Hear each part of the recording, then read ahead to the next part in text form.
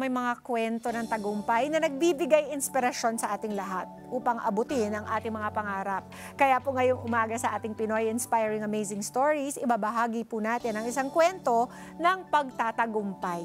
Matapos maipasa po ang licensure exam for teachers, sa kabila po ng kanyang kapansanan sa pagdinig, nandito po siya ngayon mga kada. Let's all welcome Teacher Diane Mendoza. Kasama ang kanyang mommy na si Mommy Janabel. Good morning! Good morning! Hi! Congratulations! Kamusta naman, Mommy? At kamusta, Teacher Diane? Nag-sink in na po ba sa kanya na sa wakas ay nakapasa na siya dito sa kanyang pangarap maging teacher? Opo daw po, nakasingkin na raw po sa kanya. Natawa sila kasi parang ang daming sinenyas ni Mama. Tapos oo lang. Opo. Oo. Mami, alam kong 3 times siya nag-take ng exam bago siya nakapasa. Opo. Bakit ganun na lang po ang desire ni Diane na maging teacher? Kasi po, dahil nakumulatan po niya na siya isang may kapansanan, gusto po niya yung mga katulad po niya na may mga kapansanan din matuto at maging inspirasyon po siya para sa mga bata na pinanghihinaan po ng loob. Nakikita po niya na yung iba, pagkakatapos po ng elementary, hindi na po nagpupursig high school, hindi na po nagpupursiging pumasok ng college. Kaya yun po ang gusto niyang sa ibang tao, lalo higit po sa mga katulad niya may kapansanan na kaya natin, yung kaya nila, kaya din natin. Kaya doon po siya nagpursige na makapasa. Oo. Opo, doon po sa yun. Diane, why teaching? Bakit pagiging teacher ang gusto mo?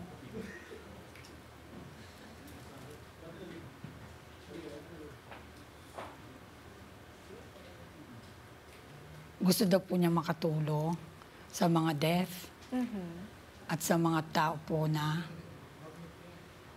mag-aral at mag-study po. Mag-aral, mag-study. Ayun daw po. Gusto po niyang makatulong sa mga deaf na mag-aral ng mabuti. Parang gano'n. So magti-teach po, ang plano po ay mag-teach si Diane sa mga katulad niyang may kapansanan sa pagdinig. Opo, pandinig at pagsasalita. Opo, deaf and mute. Oo, yung mga panahon po na hindi po siya nagtagumpay, sabi nga natin, ikatlo na niya to. Opo. Paano niyo po siya binigyan ng lakas ng loob not to give up? Bali po nung unang bagsak po niya, nagbabaksan po kami sa ibang bansa. Pago nung 7 March, lumabas po siya sa kwarto, umiiyak na po. Tapos nagsasign po siya na stop na. Last na lang daw po, stop na, ayaw na daw po niya. Nakita ko po sa aura ng mukha niya na parang madidepress siya. Kaya sabi po namin ng mga kapatid niya, kasi puro babae po yung aking mga anak, ate, kaya mo yan, sasuportahan ka namin, isa na lang. Tapos yun, sabi po niya, isa na lang daw talaga. Pag bumagsak pa siya, ayaw niya na. Kaya ang ginawa po niya nung pagkabagsak niya, kinabukasan, nagbago po siya ng mga, yung pagre-review niya, binago po niya yung mga paraphernalia po niya, iniba niya, tapos nag-focus siya ulit sa pag-aaral. Balos, hindi na po siya lumalabas ng kwarto. Tapos, yung kwarto niya, yung puro dikit na lang mga reviewer. Ganon po. Tapos, ang kasama niya lang yung aming alagang aso, si Barley. Yung naging inspirasyon din niya yung aming aso. Kaya yung ating dog ang naging inspirasyon mo sa pag-aaral doon sa room. Yun po. Talaga pong nag-focus siya at talagang nag-aaral. Sabi ko pa nga po sa kanya ikukuha ka namin sa online po ba? Sa online, sa study. Sabi po niya, ayaw po niya dahil mahirap, mag-hard daw po siyang mag-focus dahil may nagsasalita, may nagsasign. Kaya sariling sikap po siya. Self-study po talaga. Mami, alam ko na si Diane ay she became deaf when she was born? Yes po. So, gano'ng kahirap po yung naging buhay niya because meron po siyang kapansanan sa pagdinig? Mahirap po dahil nung siya po ay baby pa, hindi po siya, pagka po may mga yung pamilya, hindi po siya makipag-cooperate. Kasi po, nahihirapan nga po siya. Tapos pagka po may mga, halimbawa, may kantahan, ang ginagawa po niya, yung mic, nung ikaw ay baby pa, kumakanta rin po siyang mag-isa, kahit ungol lang. Pero yun po, tapos yung pagka po, parang humihiwalay po yung niya sa mga ibang tao, sa mga bata. Meron sarili po siyang mundo. Pero puro babae naman po yung mga anak ko, kaya inaalalayan po siya. Parang hindi naman po naging iba rin po ang trato sa kanya. Mas special pa nga po ang trato sa kanya ng mga kapatid niya, tsaka ng mga kamag-anak po. Iba paano po yung pag-aaral, Mami?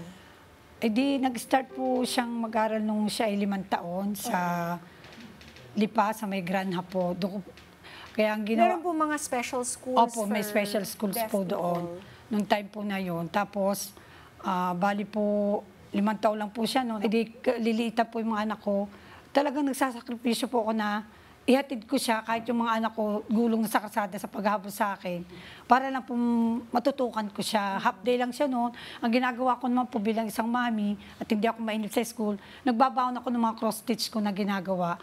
Nagko-cross-stitch ako para habang nag-aaral siya, ay yun po, yun ang ginagawa ko. Tapos habang nasa room, para lang matuto ko ng sign language na alphabet, po yung na alphabet. Nag-start po ako mag-aral ng A to Z na alphabet. A to Z, nag-study po ako nung siya baby pa na nung siya po yung maliit pa na nag-aaral. Parang dalawa na po kayo nag-aaral. Opo, kasi hindi ko po, may exam nung ikaw ay hindi ko po alam ang mag-sign talaga. Sabi ko, paano ako matututo nito? Yung parang naging sa akin na habang ko sa school,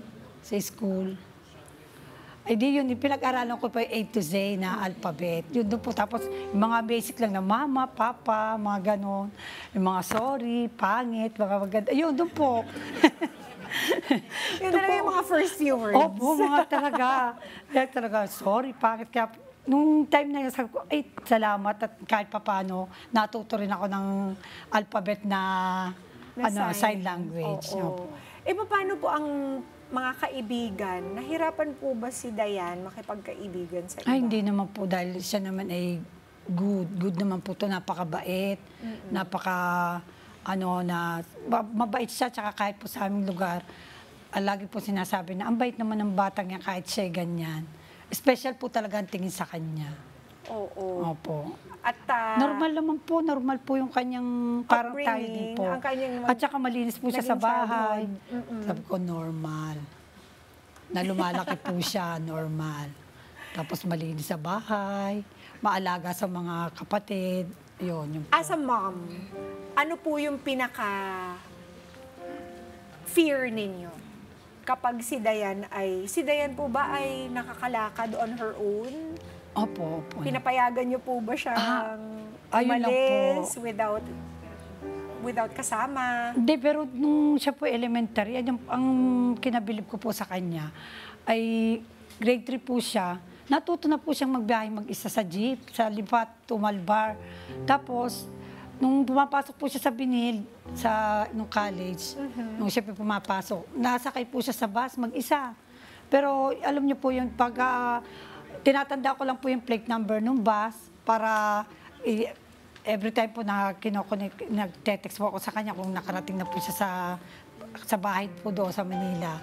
Yun. Pero sa ngayon po, dahil alam niyo naman po marami pong yung mga normal nga po na yung mga normal na may kakayahang makarinig, at saka puro babae po ang anak ko, parang nandun pa rin po yung takot ko na pag umaalis po siyang mag-isa na wala pong kasama. Ganun po. So, most of the time po talaga, pinasasamahan niyo po si Dayan? Opo. Tsaka lagi po ako nakamonitor po sa kanya. Oo. Pasensya na, para po, alam din po. sinasabi mo, Mami? Sabi ko po, pagka po siya naalis ng mag-isa alone, ay nakamonitor May po. pangamba ka. Opo. Oo. Dayan, anything, baka meron po siyang gustong pasalamatan pagkatapos po nitong pagpasa niya sa licensure exam ng teachers? Thank you. Family daw po.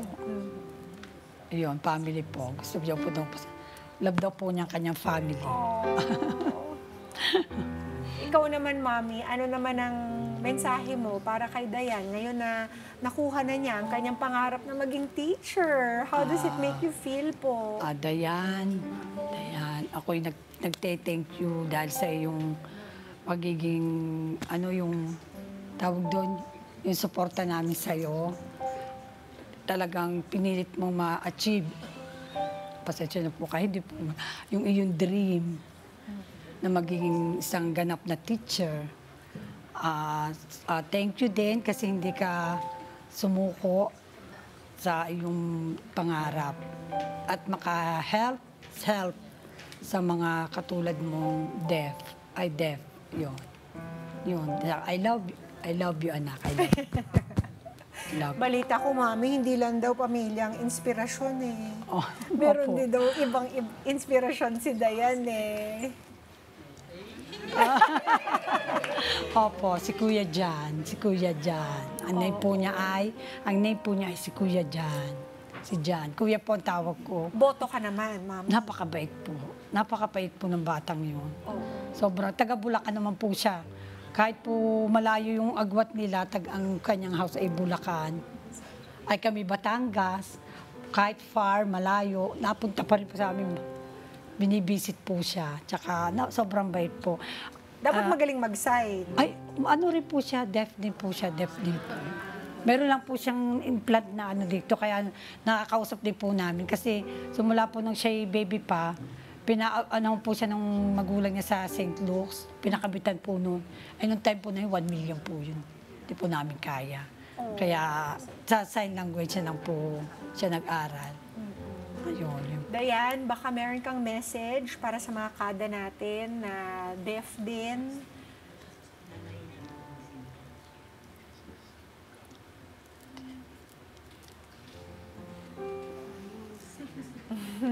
Namahiyain po talaga siya. Siya daw po ay gusto yung mag-message po na sa lahat ng deaf.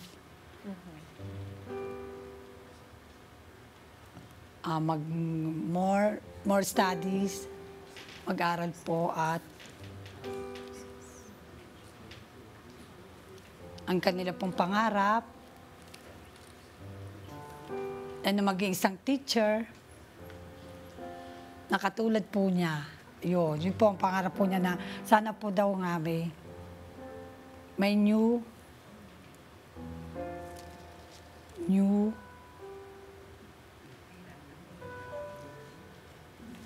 Baka oo na naman yan, Mami Jennifer, ah. Great, no? Thank you po. Opo, Oy, yun naman po. yun. Ano pa sabi ni Yun teacher po, yung Dayan? maging pangarap po na maging teacher ulit at may sumunod po sa kanyang yung po, yapak. Ganon. Maraming Thank you salamat. po. Pasensya na po. Mami Janabel, Teacher Dayan, God bless you both at sana ay mas marami pang ma-inspire na wag gumive up sa kanilang mga pangarap dahil sa kwento at ehemplo ni Teacher Dayan. Dayan. Di ba po? Maraming Thank you po, maraming salamat. Nice to meet you. Opo, salamat po at kami po Thank you naimbitahan po. sa programang ito. Oo, Isang malaking karangalan po. Meron po ba kayong gustong i-shout out or batiin? Shout out po sa aking mga kababayan dyan sa Batangas, sa Bulihan, Malbar, Batangas, at sa akin pong mga mahal na mga anak at mga kapatid. At sa papa po niya. Salamat po, salamat. At sa lola rin po niya na wala na po ngayon. Kasi yun po naging malaking tulong yung lola niya eh. Kaya lang po wala. Sa anong paraan po, Mami? Kahit po may sakit yung lola niya, inihatid sundo po namin sa school, sa Binil. Tsaka siya po naging dahilan, kaya po nakapasa yan sa scholarship sa Binil. sa Opo, Binil. 250 lang po ang person na binayaran po namin. Ang galing. Opo, full scholar po. So kahit pala yung mga kolehiyo natin, equipped Opo. to teach deaf people. Opo, opo. Kahit po yung licensure exam Opo. ng teachers, Opo. equipped din sila. Maraming Thank you po. salamat. Thank you po. Maraming po Mami. salamat. Teacher Diane, congratulations! At mga kada, Thank you, Doc. thank you Thank very you, much. thank you. Kahit hindi pa nakakapagsalita, ay talaga namang nakapagbigay si Dayan ng boses at pag-asa para sa buong deaf community.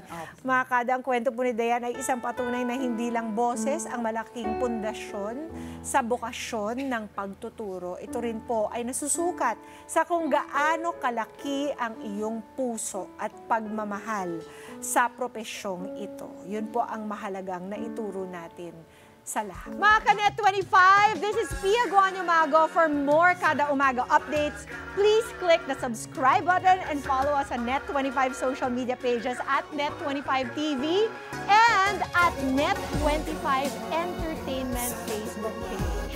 See you guys. Bye!